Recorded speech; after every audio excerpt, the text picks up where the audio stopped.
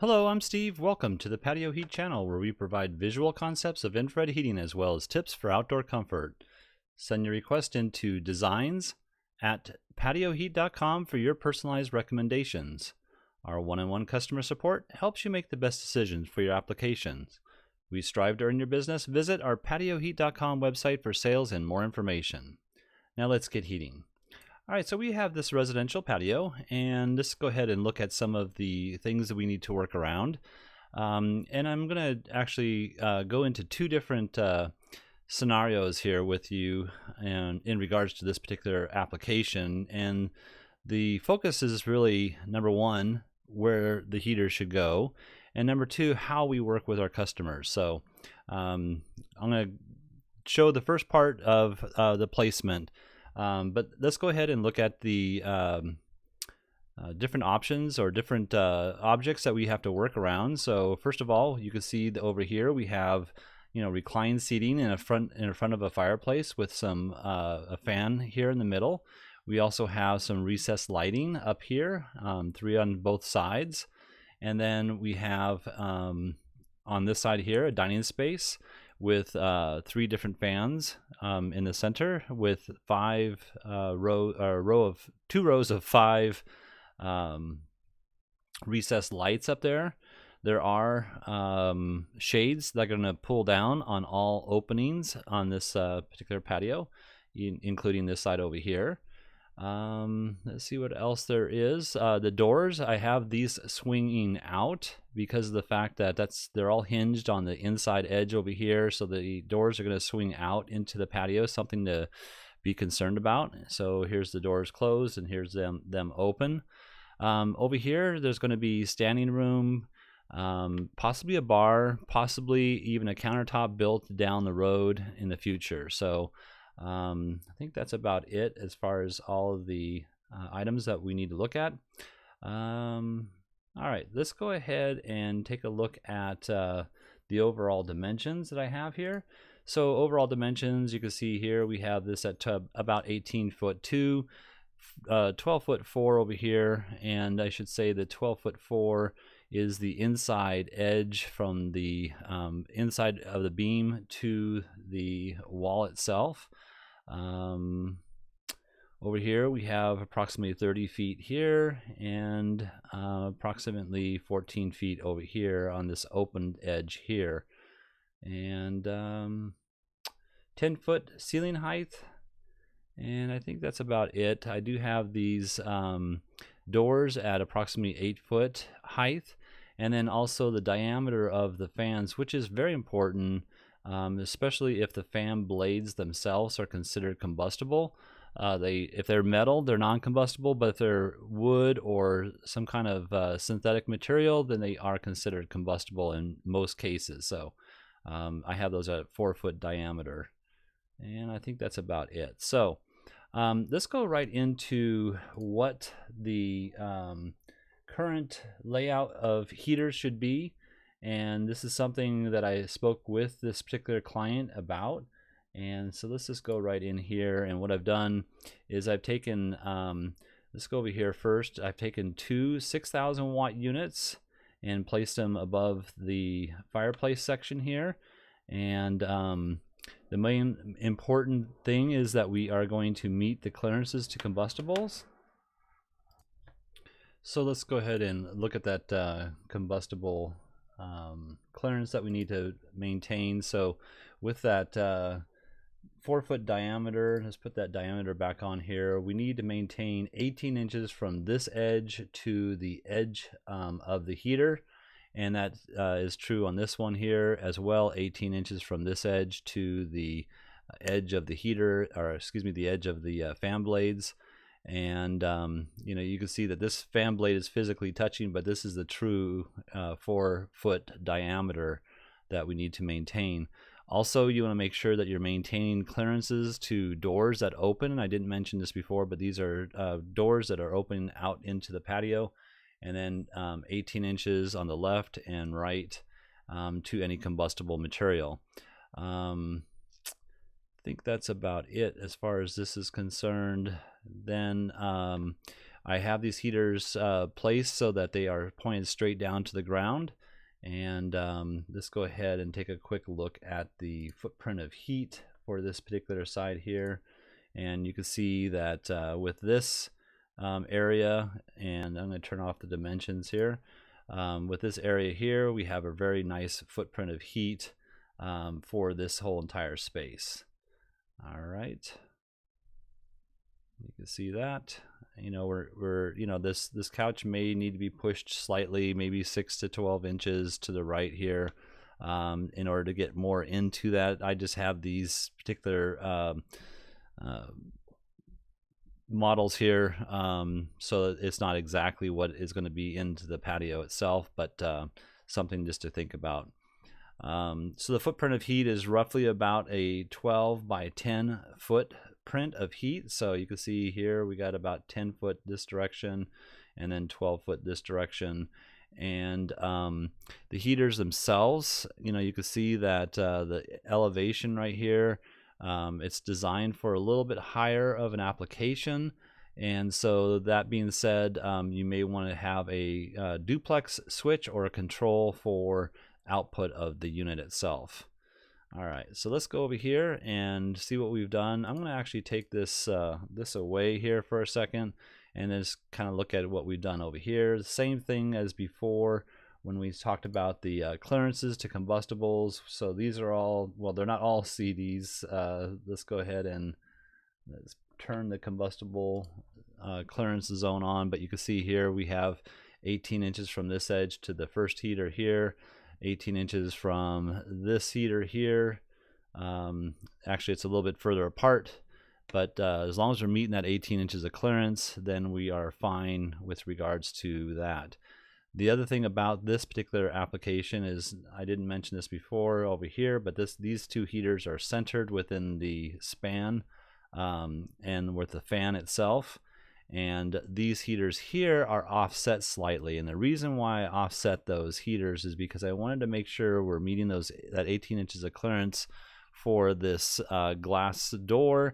Now I'm going to turn something else on here. I think it's this button here. Nope, let's go here.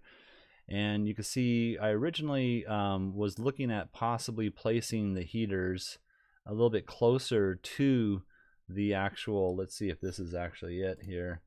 No, I actually moved these ones over as well, but let's go with, let's see if there's any other, here we go.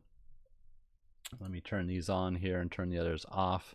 What I was looking at originally is placing them into the ceiling for a flush mount system, but centering the patio within that, I think it was a 14-foot span over here. Let's see what that was. Yeah, 12 foot 4. The ray itself would penetrate the glass very closely. And if we were to drop it down, let's just drop this one down here. Let's go with maybe a 10-inch drop for right now. Yeah, it's about right, but you'll see that the ray itself would penetrate the glass. And so let's just say it's a 50-degree day, something of that nature, and so this glass is going to be at that room temperature or ambient temperature, and then you'll have this superheated ray penetrating the glass very closely. And so that being said, this is going to expand down here. And it's not going to expand the whole entire glass uniformly, and that being said would cause a potential crack of the glass itself. So that is why I'm offsetting the units from center to being just approximately 18 inches from this edge over here. So main thing is 18 inches from the door as far wide as it opens up. So but yeah, that is why. And let me go ahead, I'm going to switch a bunch of stuff back here because I know I deleted something here and I need to get that back in there. There we go. All right, so using these C series and CD series. So you'll notice here that these two are CD 6024, so dual element units, 6,000 watts. And then over here, because of the fact that it's going to be utilized as a standing space and or bar stool seating height, so the bar stool seating height is generally about a foot higher than the normal elevation of a dining table or even in a reclining space here. Because of that, I would recommend either using a 4,000 watt or a 3,000 watt in these two units here. Now they all look visually the same because they're all the C series, but these are single element series and these are CD, so the D stands for the dual element series, and that is my recommendation over here. So all right, so let's go on to what it is that we actually do for our customers. And I'm going to go ahead and turn these off right now. And I think I have a couple of things I just want to quickly show you. So, originally we had, let's go here into the plan first. So you can see here with the ceiling plan that I received, there's several different parts. Let me turn this off for a second here. You can see there's only 4 lamps up here, recessed lighting, 1 fan in the middle. Over here we have 2 fans, and then only 3 on each side of the recessed lighting. You can see this is the plan for the potential of having a little outdoor kitchen space here. And things do change, and so you can see that I did match up the structure to that original plan, but as we talked and communicated, the plan has changed slightly, and so there's more lighting, there's additional fans placed in here. Those are all things that we need to work around.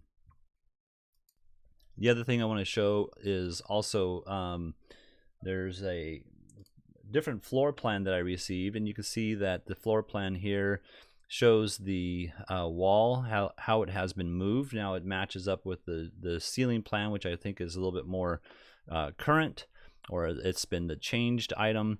But in any case, you can see we do move things and work with our customers in order to accomplish an ultimate recommendation for you. So but again, looking here, I'm going to go ahead and turn this one off and turn this one back on. You can see that our placement of lamps has changed, and the fan is basically the same, but over here as well things have changed as well. So knowing that we work with you, I want to go also to a couple of the questions. Originally we had looked at possibly placing units on this outer edge. I'm going to turn off the ceiling plan up here now. Looking up here, we have this one attached to the ceiling, angled out at about 30 degrees to the inside edge. This is another example that I'm using, because when you mount it on the wall and you angle it at 30 degrees, manufacturer calls for it to be 12 inches of clearance above the heater itself. Also the other thing is there's doors over here, so I would like to have it actually placed over here, but I can't because there's doors. And because of that issue, this heater here really isn't going to work. The other thing I wanted to show is just the instructions state here that for a wall-mounted unit, this is in reference to the C series model. For a wall mount, it does state that it needs to have a 18. It says do not install heater closer than 18 inches from adjacent walls and 12 inches from the ceiling. Now, for a ceiling mount, it says do not install the heaters closer than 18 inches from adjacent wall and 6 inches from the ceiling while the heater is at a maximum of 30 degrees. This one is while the heater is set at a downward angle of 30 to 60 degrees. That's from the wall, 30 to 60 degrees down. So looking at this, this would be the 30 to 60 degrees down. This would be a wall mount, and it would call for 12 inches of ceiling clearance height. Here, you could go up to 30 degrees according to this particular manufacturer's specs. But yeah, it's a little bit vague as far as how that actually works out, why one is 6 inches here and this one would be 12 inches at that 30-degree angle. So something that we're working on with the manufacturer about to get that resolved. But let's go back to this. The main thing here too is the fact that this one heater here isn't going to heat up the area properly, so this isn't really a recommendation that I have. The other thing was the let's see here, I'm going to turn that off, turn these on. This was the original plan without the fans adjusted the way they are today. So if the fans weren't there, then this would be something that would also work out, moving the heaters in this type of configuration. You get that extra warmth over here from this heater by spreading the heaters out a little bit further. And because the fans are there, if we go to the new layout, with the fans in place, again, we can't place the units like we are now. So we want a good overlapping ray between the two here and between the two here. So that's why we have them placed this way now. The other thing I want to just kind of mention is I kind of showed this a little bit, but let's see if I have it here. No. This would be like probably my first thoughts is, again, without the fans there, is to recess the heaters in the ceiling so it just has a much nicer appearance overall. Now over here with the ceiling joist going this direction, that would be something that we would have to figure out a way to do. Possibly box in some of the spaces here and over here to put the heaters in, going parallel with this edge of the structure here. So, but mainly what I want you to understand is that we work with our customers. We're here to go through all of the different situations that you might be coming across. We're here to help, and that's the main thing that I want you to see. So in any case, oh, and I just also wanted to say that the shade here that comes down isn't within that combustible area.